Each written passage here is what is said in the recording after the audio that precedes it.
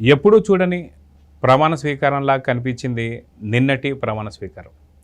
అయితే ప్రధానమంత్రితో పాటు కుటుంబ సభ్యులందరూ కూడా, కూటమికి సంబంధించిన కుటుంబ సభ్యులందరూ కూడా ఈ యొక్క ప్రమాణ స్వీకారానికి అటెండ్ కావడం కావచ్చు. అక్కడ వాళ్ళని చూసినప్పుడు కళ్ళు చెమర్చిన కొంతమంది కళ్ళైతే, కొంతమంది ఆనందోత్సాహాలతో ఉన్న వాళ్ళు మరికొంతమంది. అయితే గత ప్రమాణ స్వీకారానికి ఈ ప్రమాణ స్వీకారానికి ఉన్న తేడాలేంటి? ఈ ప్రమాణ స్వీకారంలో మనకి కన్నులు చెమర్చేటట్లు కనిపించినటువంటి సన్నివేశాలు ఏంటి అనేది మనతో పాటు సూర్యదేవ లత గారు ఉన్నారు. వారిని అడిగి తెలుసుకుందాం. మేడం నమస్తే. నమస్తే. నిన్నటి ప్రమాణ స్వీకారం మాత్రం అత్యంత హుందాగా ప్లస్ బాగా చాలా చక్కటి పరిసరాల్లో కావచ్చు, చాలా చక్కటి స్నేహపూరితమైనటువంటి ఒక భావనలో జరిగింది.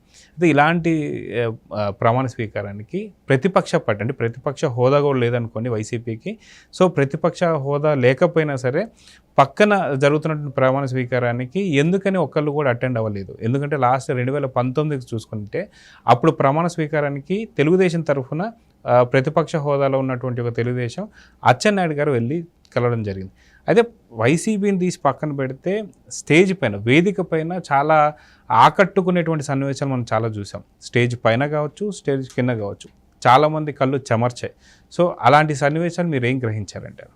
అంటే నిన్న చంద్రబాబు నాయుడు నేను అనగానే ఆ రేంజ్లో అందరూ అసలు ఆ కేకలేంటి, ఆ సౌండ్స్ ఏంటి, అందరిలో ఉత్సాహం లాంటిది వచ్చేసింది. అందరూ లెగిసి నిలబడటం, ఇంకా బాబు గారు అలా అనేటప్పటికి అందరూ లెగిసి నిలబడుకోవటం.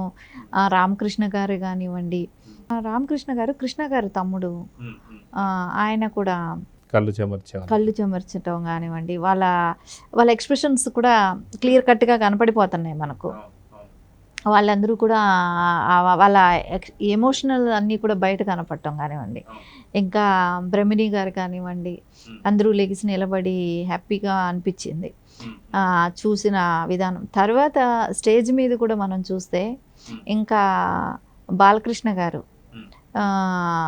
చిరంజీవి గారిని, అంటే అందరూ అనుకునేవాళ్ళు వాళ్ళకి ఏదో గ్యాప్ ఉంది, డిస్టర్బెన్స్ ఉందేమో అని అనుకునేవాళ్ళు కదా. సో కానీ అదంతా నిన్న స్టేజ్ మీద చూసినప్పుడు అంతా క్లియర్ కట్గా ఏమీ లేదు, అలాంటివి ఏమీ లేవు అనేటట్టు అనిపించింది. సో చిరంజీవి గారిని రిసీవ్ చేసుకోవటం కానివ్వండి, కూర్చోపెట్టడం కానివ్వండి. అయితే బాలకృష్ణ గారు చిరంజీవి గారికి సంబంధించి చూస్తే అన్స్టాపుల్ ప్రోగ్రామ్ అయితే బాలకృష్ణ గారు ఆహా వేదిక మీద చేస్తున్నారు.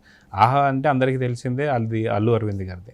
అయితే అల్లు అరవింద్ గారికి సంబంధించినటువంటి ప్రోగ్రాంలో కూడా ఇప్పటిదాకా చిరంజీవి గారు రాలేదు. మిగతా చాలామంది పెద్దలు ప్రముఖులు అందరూ కూడా వచ్చారు, కానీ చిరంజీవి గారు ప్రతిసారి సీజనల్ ఎండ్ ఫైనల్ ఎపిసోడ్లో ఆయన వస్తారు, క్లైమాక్స్కి ఆయన వస్తారని చెప్పి అనుకుంది కూడా ఇప్పటిదాకా జరగలేదు. కానీ నిన్న జరిగినటువంటి ఒక ప్రమాణ స్వీకారం వేదిక పైన బాలకృష్ణ గారు ఎదురెళ్ళి చిరంజీవి గారిని ఏమంటారు ఆలింగనం చేసుకోవడం కావచ్చు, రిసీవ్ చేసుకోవడం కావచ్చు, తన సీట్ చూపించడం కావచ్చు, ఇవందరికీ ఎవరైతే ఈ మైండ్లో ఉన్న వాళ్ళందరూ కూడా పటాపంచలు అయిపోయినట్టు కనిపిస్తుంది. సో ఆ సీన్ కోసం ఎప్పటి నుంచో చాలామంది బాలకృష్ణ చిరంజీవి గారిని ఒక వేదిక మీద చూడాలనుకునే వాళ్ళకి పూర్తి కళ నెరవేరిందా అంటే ఏమంటారు?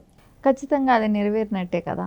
ఎందుకంటే ఇప్పుడు అక్కడ కూడా నేను అనుకుంటా అన్స్టాపబుల్లో కూడా వెళ్ళరు రారు అనేది ఏమీ ఉండదండి, వెళ్ళేవాళ్ళేమో.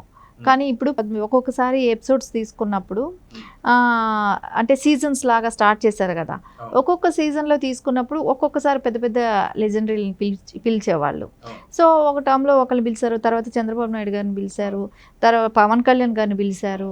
ఇలా తర్వాత ఛాన్స్ వచ్చేదేమో. ఇంకా ఇప్పుడు అది ఇంకా సాగుతూనే ఉంది కదా, అది అన్స్టాపబుల్ అనేది ఎక్కడా క్లోజ్ అవ్వదు కదా. మళ్ళీ నెక్స్ట్ ఎపిసోడ్స్ స్టార్ట్ అయ్యే అవకాశం ఉంది. సో వచ్చే అవకాశం ఉంటుంది, రాకుండా ఉండేది ఏమీ కాదు. అరవింద్ గారిది కాబట్టి ఖచ్చితంగా చిరంజీవి గారు కూడా వెళ్ళే అవకాశం ఉంటుంది. ఇవన్నీ నిన్న ఆ విషయాలు కూడా అక్కడ చూడటానికి ఆనందంగా అనిపించింది అందరికీ కూడా, మెగా ఫ్యాన్స్కే కావచ్చు, నందమూరి ఫ్యాన్స్కే కానివ్వండి, అందరికీ చూడటానికి హ్యాపీగా అనిపించింది. తర్వాత బాలకృష్ణ గారు భువనేశ్వరి గారిని నుదుటి మీద ముద్దు పెట్టుకోవటమే కానివ్వండి, చేతి మీద తల మీద చేయి పెట్టి ఆశీర్వదించటమే కానివ్వండి, అంటే ఓ చెల్లెల మీద ఎంత ప్రేమ. అంటే భువనమ్మ గారు అక్కడ చాలా కష్టపడ్డారు. అప్పుడు ఏంటంటే తను బాబు గారిని అరెస్ట్ అయినప్పుడు సో చాలా కష్టపడ్డారు, చాలా ఇబ్బందులు పడ్డారు. అలాంటిది అంటే ఈరోజు ఈ సక్సెస్ వచ్చింది కాబట్టి అంతా నీదే మొండిగా తను కూడా స్ట్రాంగ్గా నిలబడ్డారు కదా. సో ఇవన్నీ కూడా తన సక్సెస్ దానిలో తనని కూడా ఒక నెంబర్ కాబట్టి సో ఆయన బ్లెస్ చేయటమే కానివ్వండి అవన్నీ జరిగాయి. సో అది కూడా చూడటానికి అందరికీ కూడా అంటే ఫ్యామిలీ విలువలు ఇలా ఉంటాయి అనే దానికి కూడా. ఇంకా తర్వాత లోకేష్ గారు ప్రమాణ స్వీకారం చేసిన తర్వాత ప్రతి ఒక్కళ్ళకి అందరికీ కూడా పాదాభివందనం చేశారు. ఆయన అందరికీ ఆ దగ్గర ఆశీర్వాదాలు తీసుకోవటం, ఫస్ట్ తల్లి దగ్గర నుంచి స్టార్ట్ చేస్తే అందరూ వచ్చిన గెస్ట్ల దగ్గర కూడా తీసుకోవటం చూసాం మనం. బాలకృష్ణ గారికి కూడా చేసి హక్ చేసుకోవటం కానివ్వండి ఇవన్నీ చూసాం. ఇవన్నీ అంటే మళ్ళా మోదీ గారు బాబు గారిని ఆలింగనం చేసుకోవటమే కానివ్వండి, పవన్ కళ్యాణ్ గారిని కానివ్వండి, పవన్ కళ్యాణ్ గారు వాళ్ళ బ్రదర్ అక్కడనే ఉన్నాడు అని చెప్పి మోడీ గారిని తీసుకెళ్ళి పరిచయం చేయటమే కానివ్వండి, తర్వాత బాబు గారు రజనీకాంత్ గారు వాళ్ళని అందరినీ పరిచయం చేయటం, వచ్చిన అతిథులందరినీ కూడా పరిచయం అవసరం లేదులేండి కల్పించటం, ఎందుకంటే వాళ్ళందరూ తెలిసిన ప్రముఖులే కాబట్టి అందరినీ మళ్ళీ కల్పించటం, ఇవన్నీ కూడా చూడటానికి ఒక ఫ్రెండ్షిప్కి కుటుంబ విలువలకి మధ్యలో జరిగినది కాబట్టి అంటే ఆ బాంధవ్యాలు బంధుత్వాలే కానివ్వండి అవన్నీ మనకు కళ్ళకు కట్టినట్టు చాలా నిండుగా అనిపించింది చూడటానికి. అది అంటే ఎప్పుడు కూడా మనం గతంలో చూడలేదు ఇలాంటిది. ఏ సీఎం చేసినప్పుడు కూడా ఇట్లాంటి ప్రమాణ స్వీకారం చూడలేదు. గతంలో బాబు గారిదైనా కూడా ఇట్లా ఎమోషనల్గా ఎవరు చూడలేదు.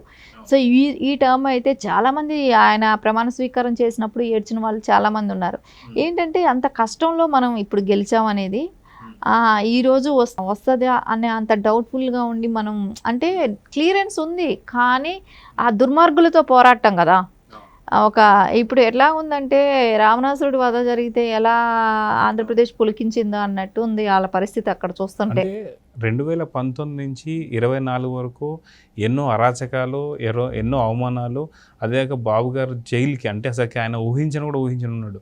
అలాంటిది 53 రోజులు జైల్లో కావచ్చు, లోకేష్ మీద కేసులు పెట్టేటువంటి విషయంలో కావచ్చు, పవన్ కళ్యాణ్ నడి రోడ్డు మీద అడ్డుకోవడం కావచ్చు, అదిగాక మోడీ గారు వచ్చినటువంటి ఒక వేదిక మీద కూడా సభకి కూడా సరైన సెక్యూరిటీ కల్పించకపోవడం కావచ్చు. అంటే ఇన్ని అరాచకాలు చేస్తున్నారు కాబట్టి ఖచ్చితంగా ఎలక్షన్ టైంలో కూడా ఈవీఎంస్ మీద చేయొచ్చు అనేటువంటి భయాందోళనలు చాలామందికి ఉన్నాయి. సో ఇవన్నీ తట్టుకొని మళ్ళీ మనం భారీ మెజారిటీతో వచ్చాము, మనం ఎన్నో రోజులుగా వెయిట్ చేస్తుంది దీని గురించే కదా, ప్రమాణ స్వీకారం గురించే కదా అనేటువంటి ఒక దాన్ని అందరూ కూడా కళ్ళు చెమర్చడం అయితే జరిగింది. అయితే ఇవన్నీ చూసిన తర్వాత వైసీపీ ఇళ్లలో ఏం జరిగి ఉండొచ్చు, చాలామంది చాలా నవ్వుతూ మాట్లాడుతుంది ఏంటంటే టీవీలు బద్దలైపోయి ఉండవచ్చు, లేదంటే ఇంకెన్ని గొడ్డలపేటలు జరిగి ఉండొచ్చు అని చెప్పేసి అంటున్నారు. అసలు వైసీపీ వాళ్ళు ఈ యొక్క వేదికని కానీ ప్రమాణ స్వీకారం చూసి ఉండొచ్చా, చూస్తే ఏం జరిగి ఉండొచ్చు అంటారు?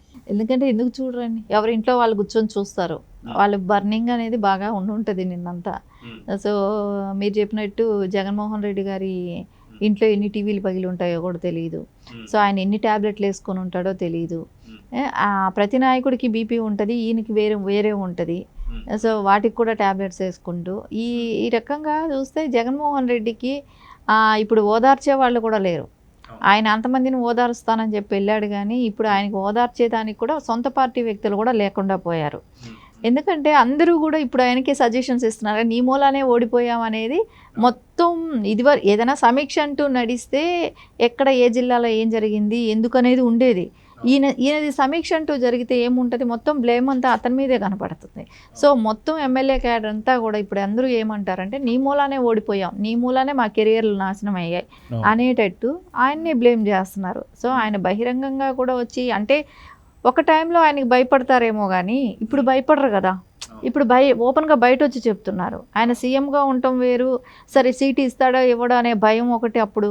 సో ఇప్పుడు ఆ భయం లేదు, సీట్ ఇచ్చినా గెలిచేటట్లు లేం కాబట్టి ఇప్పుడు ఆయనతో మాకు పని ఏంటి, ఆయన మూలాన మేము ఓడిపోయి మేము బాధపడుతున్నాం, ఆయన చేసిన తప్పులకి అందరం అనుభవిస్తాం అనేది అందరికీ ఉంటుంది. సో ఖచ్చితంగా అందరూ బ్లేమ్ చేస్తున్నారు ఆయన్ని. సో ఆయన అందుకని ఇప్పటి వరకు కూడా ఎక్కడా కూడా ప్రెస్ మీట్ పెట్టడమే కానీ బయట రావటమే కానివ్వండి ఎక్కడా జరగలేదు. సమీక్షలు కూడా చూడండి, ఆయన ఒక 10-15 మందిని పక్కన పెట్టుకొని అదే సమీక్ష అంటే ఓడిపోయిన క్యాండిడేట్లను అందరినీ పిలిపించుకొని గెలిచిన వాళ్ళని పిలిపించుకొని సో సమీక్ష అనేది ఉంటుంది. సో 175 మంది పోటీ చేస్తే ఆ రూమ్లో ఎంతమంది ఉన్నారు, 10-15 మంది. ఆ 10-15 మందిలో కూడా సజ్జల గారు ఎటు వెళ్ళాడో కూడా కనపడడం లేదు. ఇవన్నీ చూస్తుంటే ఖచ్చితంగా ఆయన వైఫల్యం అనేది ఆడ కనపడుతుంది. నిన్నటి ఈ ప్రోగ్రామ్ ఈ సక్సెస్ చూసిన తర్వాత సో ఖచ్చితంగా అయితే డైజెషన్ అవ్వదు కదా. ఇంకా వాళ్ళకి ఏమీ చేయలేని పరిస్థితిలో, విధి లేని పరిస్థితిలో అనేది వాళ్ళకి ఖచ్చితంగా ఉంటుంది. సో వాళ్ళ పురాణ ఏం ఇంకా అపోజిషన్ కూడా లేదు. ఇప్పుడు రేపు పొద్దున అసెంబ్లీకి రావడానికి కూడా అపోజిషన్ లేదు. ముందే వచ్చేవాడు కాదు, ఇప్పుడు ఇంకా అపోజిషన్ ఉన్నప్పుడే వచ్చేవాడు కాదు, ఇప్పుడు అసలు వస్తాడా రాడో తెలీదు, ఇంకొచ్చే అవకాశాలు కూడా కనపడలేదు. సరే వచ్చిన లీడ్ చేసేవాళ్ళు ఎవరు, వాళ్ళకి ఆ వచ్చిన 9 మందికైనా కూడా లీడ్ చేసేవాళ్ళు ఎవరు ఉంటారు. ఇవన్నీ చూస్తుంటే వాళ్ళ పరిస్థితి కొంచెం దారుణమైన పొజిషన్లోనే ఉన్నట్టున్నాడు ఆయన. ఇంకా నాకు 40% వచ్చింది 40% వచ్చిందని అంటున్నాడే కానీ 40% కూడా వచ్చినప్పుడు కూడా ఎమ్మెల్యేలు ఎందుకు అధైర్యంగా ఉన్నారు? సో అక్కడ ఏం జరిగింది? వాళ్ళకి 40% వచ్చిందన్న దానిలో కూడా దొంగ ఓట్లే ఎక్కువ. ఎందుకంటే వాళ్ళు గతంలో చేసిందే ఎక్కువ ఉన్నాయి, ఒక్కరి మీద 4-5 ఓట్లు చేశారు. ఇవన్నీ మూలానే వాళ్ళకి ఆ మాత్రం పర్సంటేజ్ కూడా. ఎందుకంటే బయట గ్రౌండ్ వర్క్కి వెళ్తే అందరూ వచ్చి అందరూ వ్యతిరేకంగానే ఉంది వైసీపీకి. సో అలాంటప్పుడు 40% కూడా వచ్చే అవకాశం అయితే లేదు వాళ్ళకి. సో ఆయన అనుకుంటున్నాడు నాకు 40% వచ్చిందని. సో 40% ఉంటే ఎందుకు ఎమ్మెల్యే క్యాండిడేట్లు భయపడతారు? సో భయపడరు వాళ్ళు భయపడుతున్నారంటే కారణం వేరే. సో ఇవన్నీ కూడా జగన్మోహన్ రెడ్డికి బాగా అర్థమయ్యింది. సో ఇప్పుడు ఆయన వెనకాల ఉండేవాళ్ళు ఎవరు, ఆయనతో ఉండేవాళ్ళు ఎవరు అనే దానిలోనే ఆయన డైనమాలో ఉన్నాడు.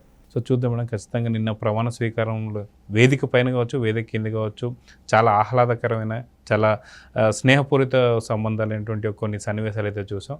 కానీ వైసీపీలలో ఏం జరిగింది అనేది అయితే ఇంకా బయటపడలేదు. చూద్దాం ఏం జరగదు. నమస్తే. నమస్తే.